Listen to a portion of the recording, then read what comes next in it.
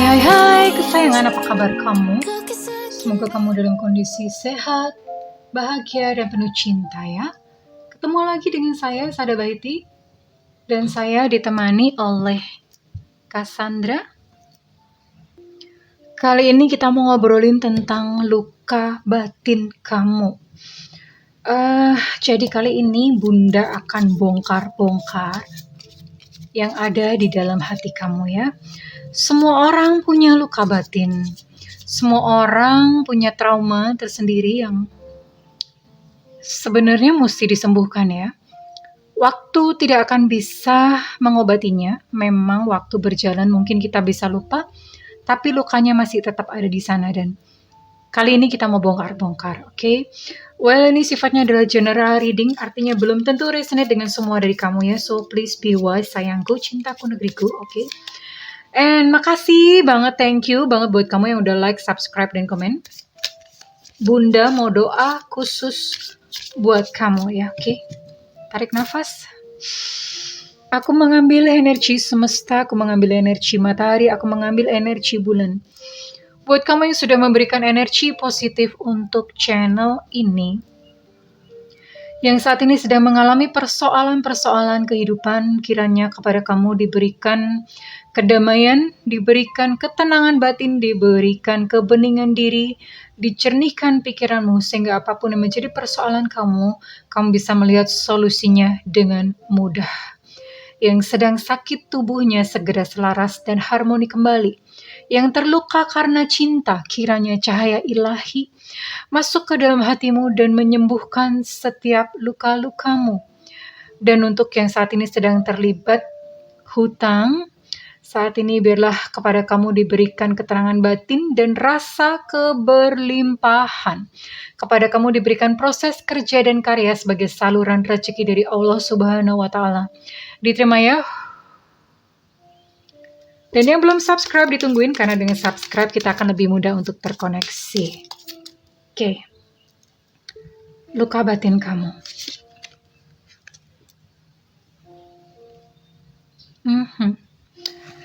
Oh well, beberapa dari kamu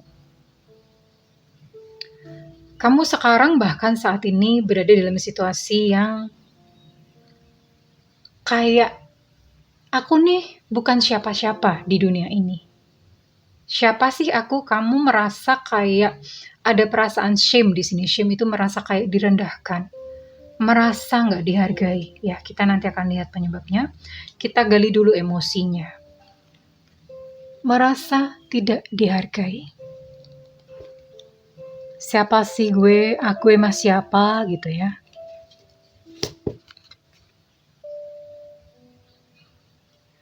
Beberapa dari kamu bahkan tidak tahu kamu mau kemana di depan. Bahkan dunia di depan itu rasanya kayak suram banget ya, kayak abu-abu banget. Kayak bener-bener kamu gak tahu apakah di depan kamu masih punya tenaga untuk kamu berjalan atau enggak. Ya. Jadi kayak zombie. Zombie berjalan aja. Kayak masih hidup tapi sebetulnya jiwanya kayak mati gitu ya.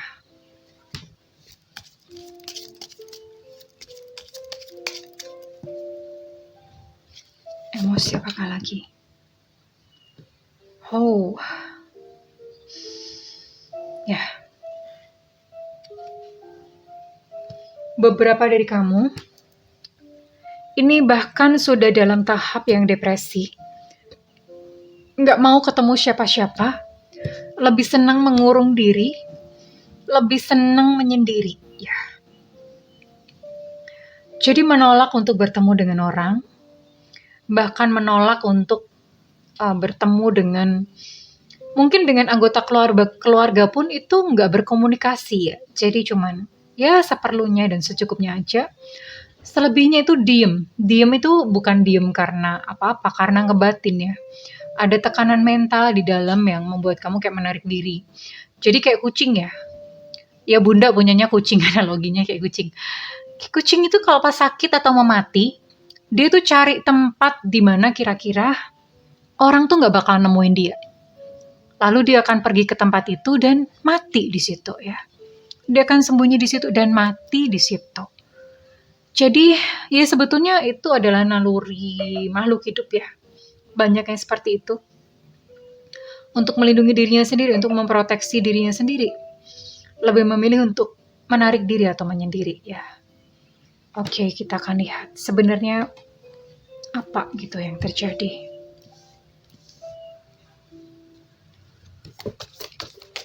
Ups.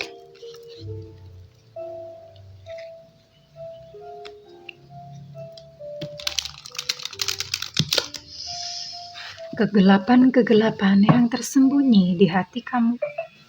Kegelapan-kegelapan yang tersembunyi di hati kamu. Nanti di ending video Bunda akan adakan healing bersama ya. Waktunya agak panjang di healing, jadi mungkin untuk reading ini nggak usah terlalu panjang. Waktunya akan banyak di healing saja ya.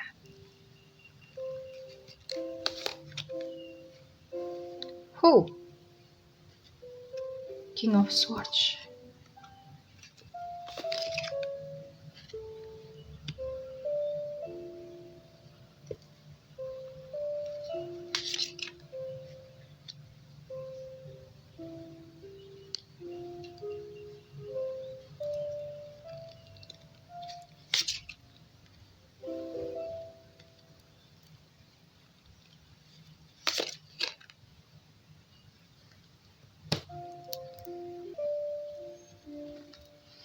Oke. Luka batin kamu. King of Wands. Reverse. Six of Swords. Reverse. Wow. Parah ya, beberapa dari kamu sampai depresi. Nine of Swords.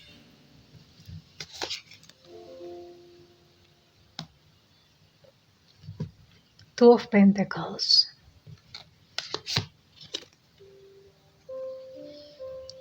Five of Wands. Oke.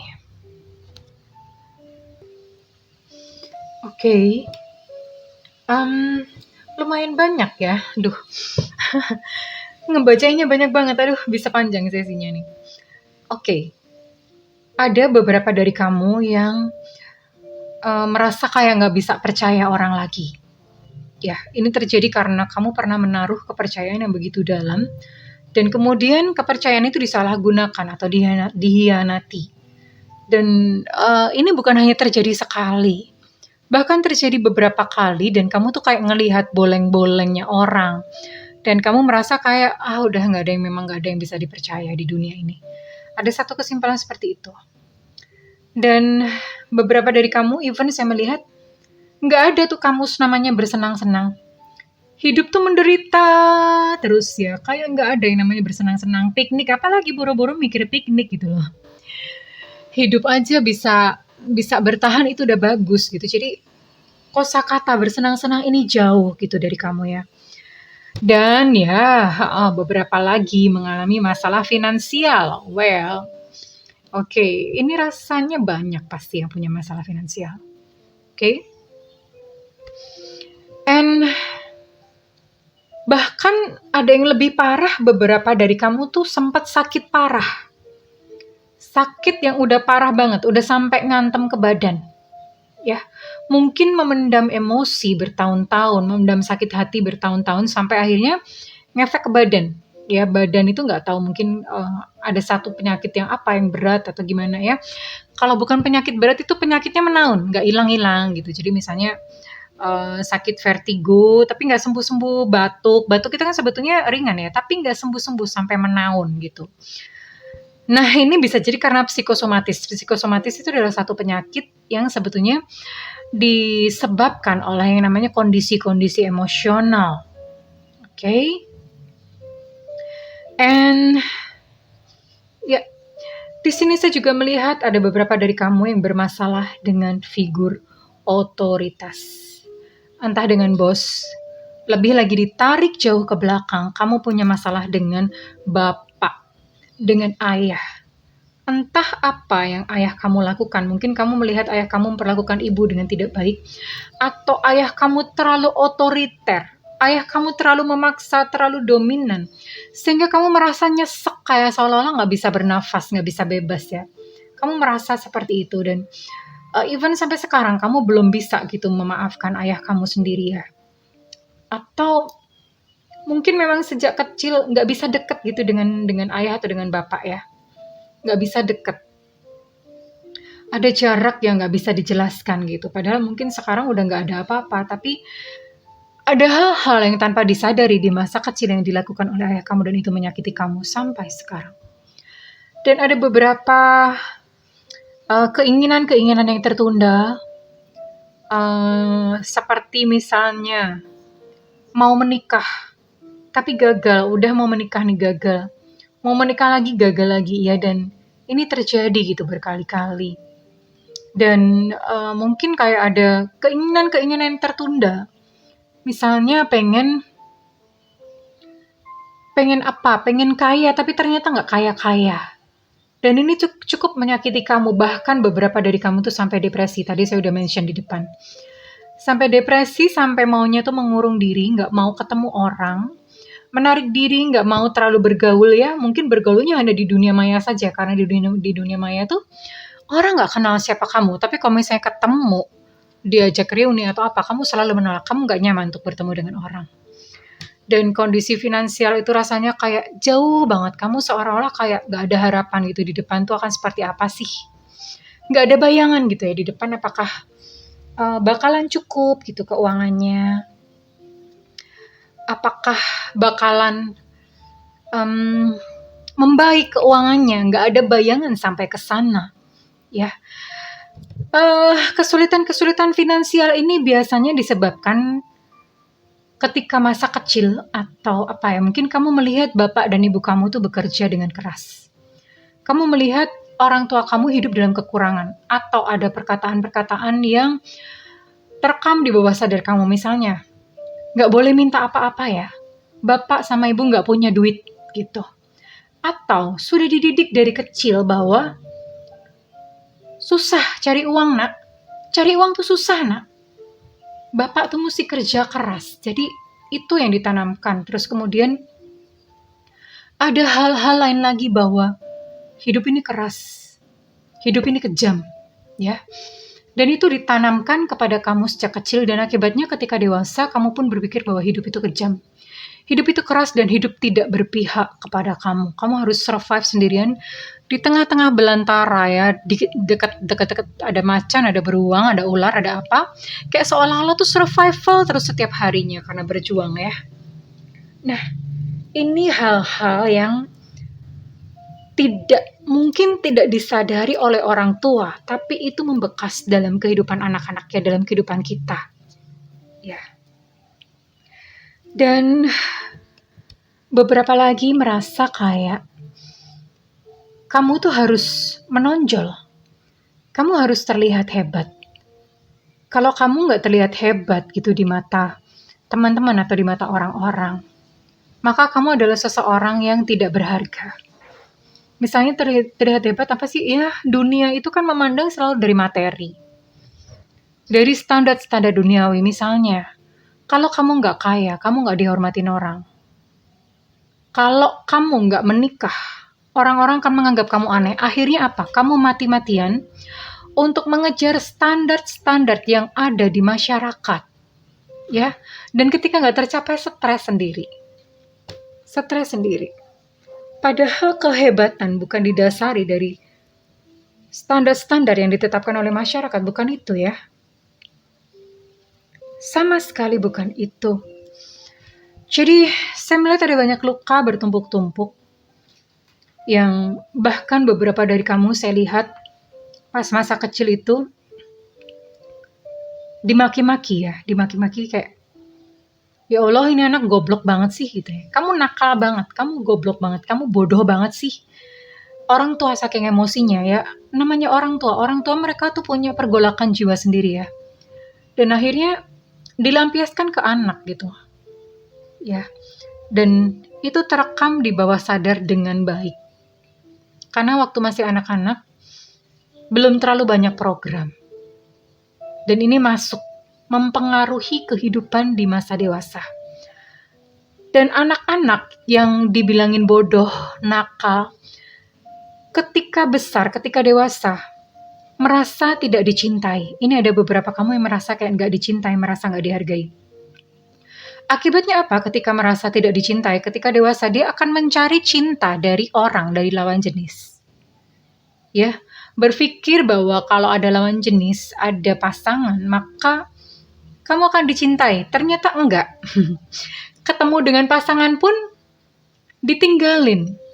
Ada kegagalan, tambah luka lah, tambah merasa nggak dicintai, tambah merasa tertolak, tambah merasa tidak berharga. Ya, itu yang terjadi. Nah, apa sih yang sebenarnya mesti dilakukan ya? Jadi emosi-emosi bahkan ketika kamu masih kecil, itu semuanya memang perlu dirilis ya. Nanti Bunda akan tutup dengan healing bersama agak panjang, oke? Jadi ini singkat saja ya, buat kamu apapun masalah kamu. Yes, definitely, kamu membutuhkan healing. Kamu membutuhkan penyembuhan. Penyembuhan itu apakah cuma sekali cukup? No. Penyembuhan itu berkali-kali, bahkan Bunda hampir tiap hari healing. Ya, Bunda sendiri yang tarot reader, yang spiritualis pun tiap hari healing, menghealing diri sendiri ya. Dan beberapa dari kamu even terpaksa harus menggunakan topeng. Topeng seolah-olah kamu bahagia, sukses, padahal di dalam remuk ambiar. Ya. Tidak perlu berpura-pura, diakui saja. Mungkin waktu kecil kamu suka dibilangin, nggak boleh nangis, jangan cengeng, padahal nangis itu bagus. Nangis itu baik untuk healing. Nah, beberapa dari kamu memang lukanya adalah di cinta. Karena itu tadi ya, pas masa kecil merasa tidak mendapatkan cinta yang cukup, akhirnya ketika dewasa, mencoba mencari cinta dari luar, memenuhi dari luar ya. Oke, sayangku, saya rasa nggak lama-lama. Saat ini, Bunda akan mulai healing. Silahkan ambil tempat di yang sepi, yang nggak ada orang. Tapi jangan di kuburan. Di kamar atau di mana. Nggak ada orang, karena ya supaya kamu bisa healing ya. Sepi, lalu kemudian kok bisa misalnya di kamar pintunya dikunci, lalu duduk, jangan tiduran, duduk, punggung tegak atau berdiri boleh, tapi yang penting tidak boleh nyender, punggungnya nggak boleh nyender, ya. Tegak. Kalian hanya perlu mengikuti instruksi Bunda. Saat ini silahkan bayangkan satu peristiwa yang buat kamu masih sangat menyakitkan saat ini. Apa? Misalnya pernah ditinggalin sama pasangan. Oke, kalau ditinggalin terus apa yang kamu rasakan? Merasa tidak dicintai, dicari lagi. Merasa tidak dicintai, sebenarnya apa sih yang kamu rasakan? Kesepian, takut kesepian. Lebih jauh lagi, digali lagi, ada apa? Rasa tertolak, sampai ketemu akarnya ya. Akarnya apa? Rasa takut tertolak. Ada takut tertolak. Atau ada marah. Marah karena ditinggalin. Fokus pada satu dulu, satu emosi dulu. Oke, kalau sudah ketemu kata-katanya bisa takut, bisa marah, kecewa, terus kemudian sedih, bisa ya, sedih karena, kalau sedih itu masih umum ya, biasanya sedih karena apa? Oh, sedih karena kehilangan uang. Oke, kenapa kalau kehilangan uang? Takut miskin, takut kekurangan uang. Oke, kalau misalnya miskin, kenapa? Miskin nanti nggak diterima, dihina-hina, berarti sebetulnya bukan takut miskin, takut tertolak, itu ya maksud Bunda emosinya. Nah, emosinya sampai ketemu yang paling dasar, paling bawah. Oke, kalau sudah ketemu, saat ini silahkan pejamkan mata. Ikuti instruksi Bunda. Kaki menempel di lantai, lalu tangan letakkan di atas pangkuan, menghadap ke atas. Saat ini bayangkan ada cahaya yang begitu terang di atas kepala. sangat terang seperti sinar matahari. Jika kamu tidak bisa membayangkan cahaya, bayangkan saja sinar matahari tepat jam 12 siang ada di atas kepala kamu. Dan sinar matahari tersebut menyinari kepala kamu. Menyinari kepala kamu, lalu mulai masuk ke kepala, membersihkan pikiran-pikiran negatif. Lalu kemudian terus turun, membersihkan tenggorokan, membersihkan, terus turun. Bayangkan cahayanya sangat deras, terus turun, lalu kemudian membersihkan di aliran punggung semuanya, membersihkan jantung, ya, membersihkan pundak buat kamu yang merasa beban kamu berat, membersihkan punggung, ada cahayanya deras yang mengalir ke punggung, buat kamu yang menjadi tulang punggung keluarga dan tidak dihargai, yang kamu merasa berat untuk mencari nafkah, mencari uang. Rasakan cahaya tersebut bersinar, mengucur lewat punggung. Kemudian terus turun membersihkan jantung, terutama buat kamu yang sering terluka karena cinta, dikecewakan, tertolak. Lihat bahwa, visualisasikan bahwa jantung saat ini disinari oleh cahaya terang tadi. Kemudian cahaya tersebut turun sampai ke perut dan membersihkan area perut.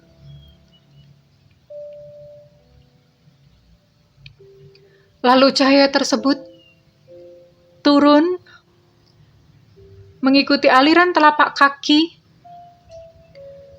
dan masuk ke dalam tanah, masuk ke bumi, cahaya terang tersebut. Bayangkan seperti ada akar keluar dari kaki Anda. Keluar dari kaki Anda jauh ke dalam bumi. Sangat kuat. Kemudian dari bawah bumi, lihat ke bawah, di bawah juga ada cahaya yang sama terangnya seperti cahaya di atas. Cahaya sangat terang itu naik ke atas. Kemudian naik mulai membasahi kaki, mulai menerangi dan menyirami kaki. Kemudian naik ke atas.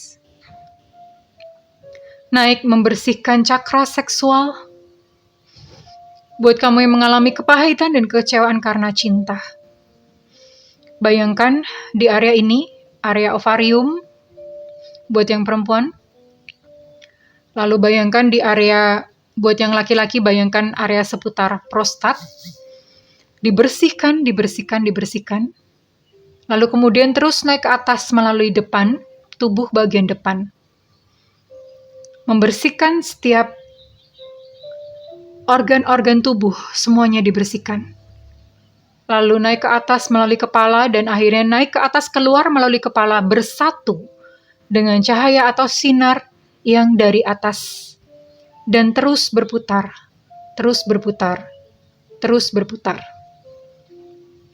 Cahaya tersebut berputar-putar hingga membentuk satu perisai. Bayangkan saat ini kamu dikelilingi oleh perisai yang tembus pandang, berasal dari dua sumber cahaya dari atas dan bawah. Perisai tersebut membungkus kamu. Saat ini bayangkan, besarkan perisainya, lebih besar dari tubuh kamu, lebih besar dari kamar kamu, lebih besar dari rumah kamu, lebih besar dari kota kamu. Bayangkan hingga perisai tersebut lebih besar dari bumi.